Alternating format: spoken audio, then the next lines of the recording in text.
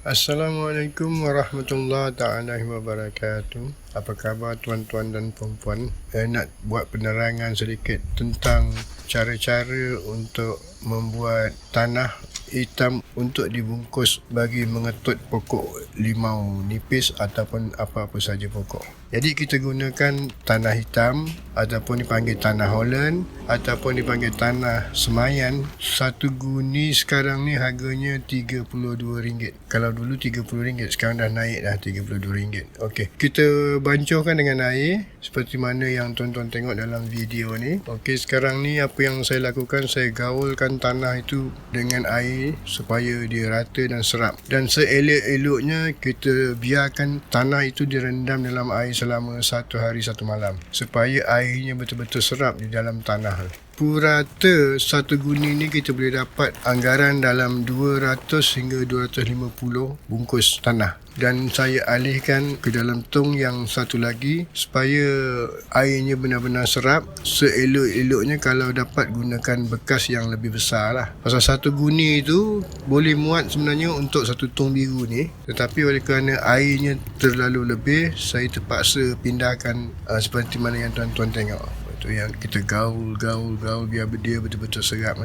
Tapi seelok-eloknya selepas kita buat ni, kita biarkan semalaman. Besok baru kita boleh bungkus. Tanah hitam ni kita tak perlu letak apa-apa, tak payah nak letak baja ke apa ke, tak payah. Kita cuma bancuhkan dengan air paip biasa je. Kemudian seperti mana tuan-tuan boleh lihat, saya kepalkan tanah tu dan saya tekan bulatkan dan supaya airnya tidak lebih. Kepalkan bulat-bulat, kemudian letakkan di atas plastik yang berukuran saiznya 8x12. Eloknya plastik yang kasar sikit, jangan yang licin. Yang licin susah nak buat kerja. Ni saya dah siapkan, saya dah siap bungkus. Dan tanah tu kita boleh simpan sehingga setahun. Dia tak berkulat, tak apa.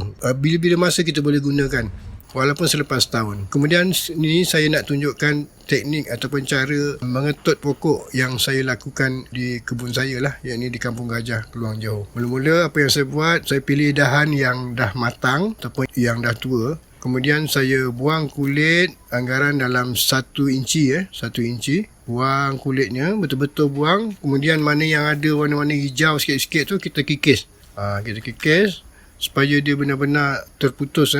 Kalau tidak, nanti dia akan bersambung keluar kulit semula. Jadi pengetutan tu tak akan berlaku dengan elok.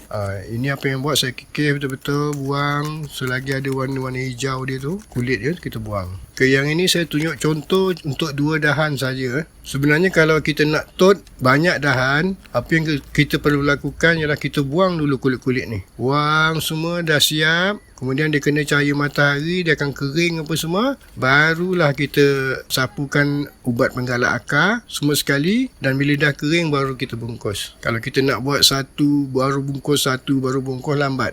Jadi apa yang kita buat, kita buang kulit semua sekali, dah siap, biarkan dia kering, lepas tu kita sapu penggalak akar. Penggalak akar ni senang nak dapat, dekat supermarket boleh, dekat mana-mana kedai pun yang berkenaan dengan baja ataupun yang jual racun, dia ada jual. Dan macam-macam harga lah. Ada yang saiz kecil RM3, ada yang dalam botol kecil RM5. Tapi apa yang saya gunakan untuk komersial ni, saya gunakan yang saiz 1 kilo dalam kotak. Dalam kotak boleh dapat dalam anggaran dalam 16 hingga RM18 lah sekilo. Maknanya boleh pakai banyak lah. Anggaran dalam 1000 pokok kita boleh dapat. Kemudian apa yang tuan-tuan nampak ni, saya ikat dengan tali plastik sekuat-kuatnya lah kita tarik. Dan ini selepas 45 hari ataupun seelok-eloknya selepas akar dia matang. Paling elok 2 bulan lah. Akarnya dah matang, baru kita potong, kemudian masuk dalam polybag dan letak tanah. Ni mana daun-daun yang bawah tu kita buang, dahan supaya mudah nak buat kerja nanti. Nak susun dekat batas yang kita nak siram nanti. Ini semua yang selepas 2 bulan ni. Eloknya pakai pisau tu, pisau yang tajam lah. Kalau tidak jadi macam saya ni, terpaksa